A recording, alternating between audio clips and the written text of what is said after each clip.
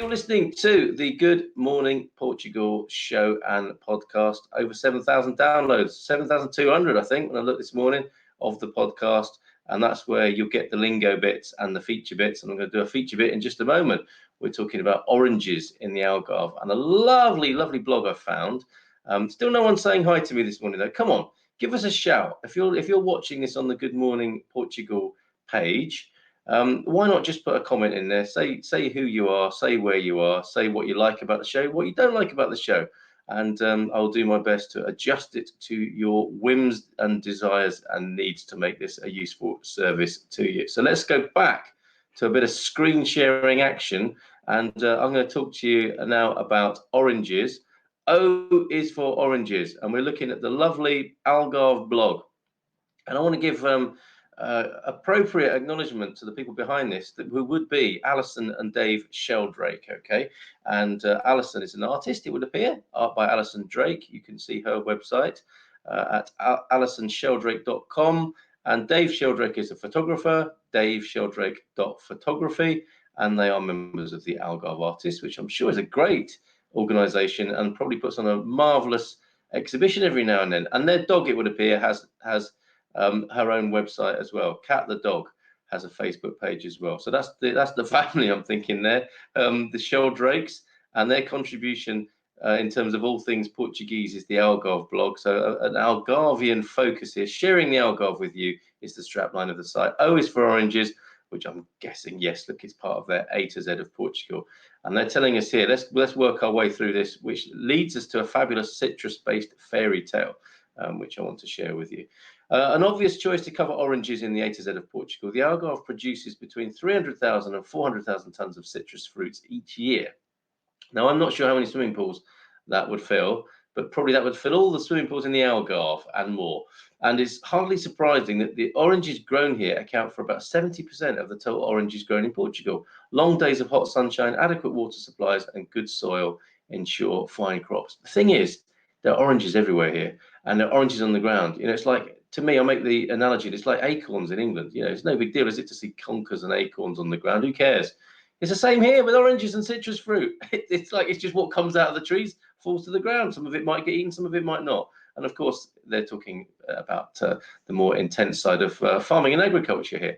There's a real mixture to be found between large professional cooperatives and small farms, and even the smallest patch of land or garden often has a few orange trees tucked in the corner. Yes, vitamin C on tap.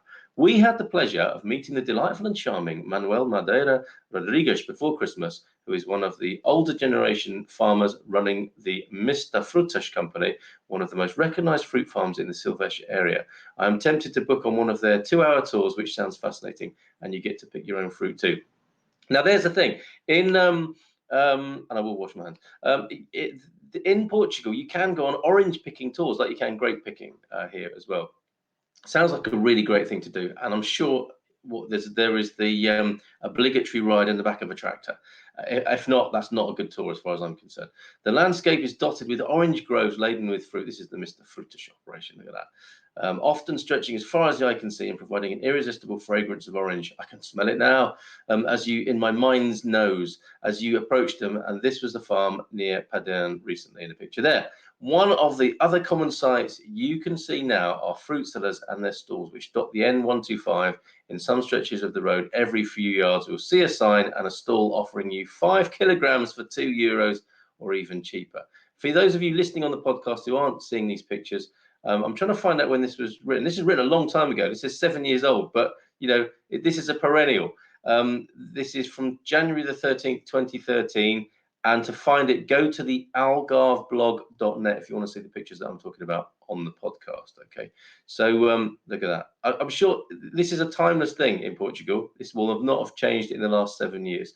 We prefer, this is Dave and Alison, and they say they prefer to visit their friend in Odaluca, dear old farmer and his wife, who are so proud of their fruit and weigh it out for you into a carrier bag on the most amazing old-fashioned brass scales. Look at that. The tradition appears to be as follows. Weigh the fruit meticulously, then throw a load more into the bag for free, then hand you an orange each to eat there and then to check that they're all okay. That's service, isn't it? The fruit arrives, there we go, on a fantastic old tractor driven by the farmer. Health and safety, pah! If you're lucky, you can even see orange trees along the side of the road. This street in Padern intrigued me. Yeah, I think there's a view in the UK where I come from. If you put fruit trees on the road, people will eat the fruit. Don't want that, do we? But here in Portugal, you do. I mean, I felt quite guilty. Me and my son Digby, we do something called the drive-by, which is I stick him on my shoulders and he grabs a lemon or an orange, and we think we're being quite naughty. But actually, I don't think anyone cares. That's just our little guilty pleasure. This street in Padern intrigued me. I've no idea who these oranges belong to, or whether you can just help yourself as you walk along. I think it's fairly safe to do that, you know. So here we go. Here's the 3 oranges fairy tale that I want to share with you. Thanks to, this is a retelling by Dave and Alison. Oranges are even the substance of local folklore and fairy tales too. I've been enchanted by an old book detailing Portuguese folk tales. We must get that here on the Good Morning Portugal show. As with many fairy stories and folklore, the themes often recur across many countries, absolutely, with slight deviations. And one that charmed me was the tale of the 3 oranges. There are many different versions of this, but here's the basic gist of the story. The handsome prince starts off well, this doesn't it? The handsome prince sets out in search of a beautiful princess to marry. He is given 3 oranges, but told not to peel them unless he is near a source of water. It's got you, hasn't it? In the first paragraph, this story has got you. Impatient to find out the contents, he peels the first one. A beautiful maiden emerges. Wow. But as there is no water nearby, oh no! She dies in his arms. You think he'd have learned after this, but no, he peels the second one. Maiden emerges, no water, maiden dies. Sometimes men are foolish, are they not? The third time, he finally gets it and peels the orange near to a waterfall. He gives the maiden a drink and she swoons, beautiful word, swoons in his arms, but lives. She's too weak to travel back to the palace, so he leaves her sat in a tree. Asterisk, I didn't write this, and goes back to get help. This fella, he's not too bright, and he's ain't much of a gentleman either, it would seem.